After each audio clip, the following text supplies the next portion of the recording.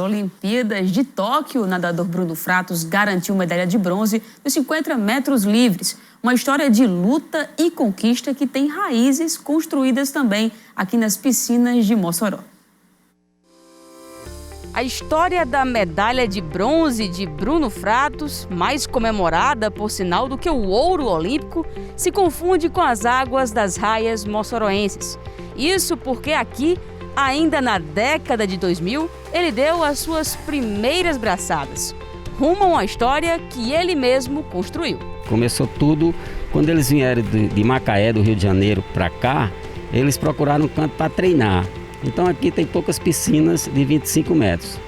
A gente procurou a piscina do SESI, então aqui na época ele tinha 11 anos, foi no ano de 2000, e a gente conseguiu a piscina do SESI para a gente vir treinar. A gente treinava de 7 da noite, depois que acabava todas as atividades do SESI, é que cedia a piscina para a gente, e a gente ficava treinando de 7 da noite às 9, eram 2 horas de treinamento.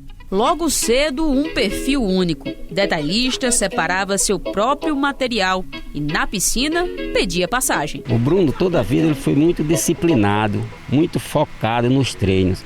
Tem uma coisa interessante, quanto mais forte o treino, mais ele gostava.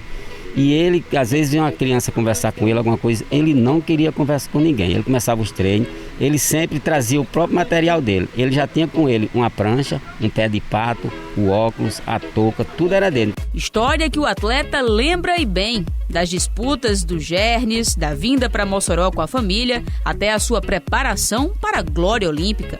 O ano logo antes de me profissionalizar, eu ainda nadava pelo Marista de Natal. Passei um tempo em Mossoró também, treinei por lá, morei por lá. E foi uma época bem interessante da minha carreira, onde eu cheguei a competir a todo o circuito estadual de competições e também o Gernes, né? Bruno esteve em Mossoró de 2000 a 2004, dos seus 11 aos 15 anos. Uma adolescência cheia de objetivos, estar e ser melhor do que os considerados grandes. Ele sempre treinava com pessoas mais fortes, com um atleta mais forte do que ele, que ele sabia que com isso ia melhorar mais.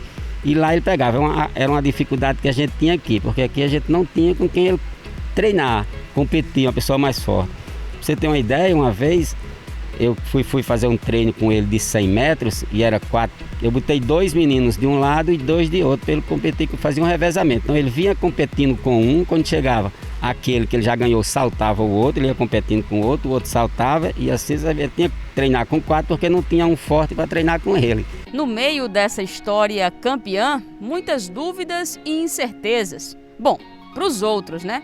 Porque para ele, por aqui, ele brilhou. E muito.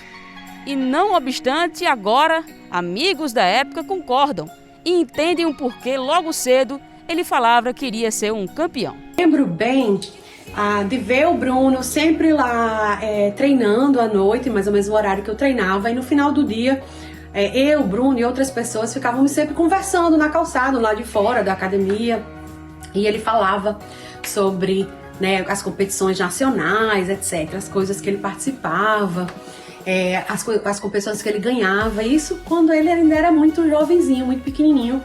E eu me lembro de não ter dado muita atenção a isso, de não ter incentivado mais, ou de não ter ficado mais curiosa para saber mais sobre ele.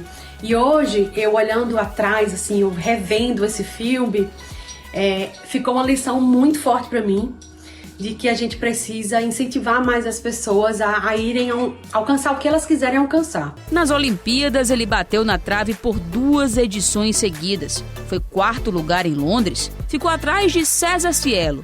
Em 2016, em 6º. Frustrado, entrou em depressão. Dessa vez, ninguém o parou. A vibração virou beijo no pódio, na esposa e treinadora para a história. Orgulho para o professor Júnior, que venceu o fuso horário do Japão para ver. A mãe dele passou todos os horários, todos os dias para mim, e eu acompanhava. Eu só tinha um pouco de dificuldade porque eu sempre durmo cedo. Isso é uma coisa minha, que eu sempre dormi cedo, e lá no Japão sempre era o contrário, era as coisas mais tarde, né? Então eu fazia um esforço para ficar acordado até aquele horário, mas eu acompanhava assim, eu tinha que acompanhar ao vivo, porque você saber as coisas depois não fica tão gostoso como é ao vivo. O agora nado tom de bronze de Bruno está registrado no amarelo dos jornais da época. tem raios de sol moçoroense e orgulho do peito do professor Júnior, que espera a água baixar para entrar em contato com ele. Ele disse que dava graças a Deus ter passado por mim, que tudo começou comigo. Isso foi muito gratificante, porque a gente sabe que quando os atletas estão no ápice, é muito difícil reconhecer lá de onde começou, lá da base, né? Mas eles reconheceram, fiquei muito grato com isso e espero que nas próximas eu vou conversar mais com ele ainda, porque como eu falei, agora não dá para conversar, que ele ainda está... O pai dele falou que ele está voltando para renovar contrato com os patrocinadores deles, com televisão, com essas coisas todas, então não dá para conversar. Tanto que eu não fiz nem questão de falar com o Bruno agora, mas o pai dele falou que vai passar o meu WhatsApp para ele, o meu contato, para ele poder conversar melhor comigo depois que essa água baixar, né?